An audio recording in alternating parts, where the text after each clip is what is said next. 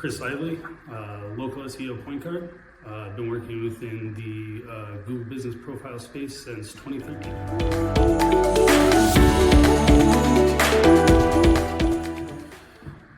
Google released their profile attributes roughly in 2015 or 2016. The reason they're so important is that they help identify specific items about a business, whether who owns the business or specific things that the business offers or has that are unique to them.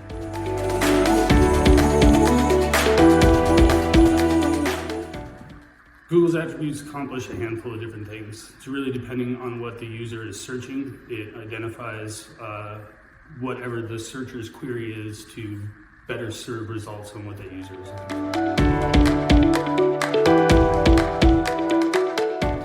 It's really based on the industry that the business is associated with. So attributes are directly linked to the primary category that you choose. So for example, if you're categorized as a restaurant, you're going to get dine-in and delivery options. Whereas if you are categorized as a plumber, you're going to get a list of services that will not include anything about dine-in or delivery because it's not a service you actually offer.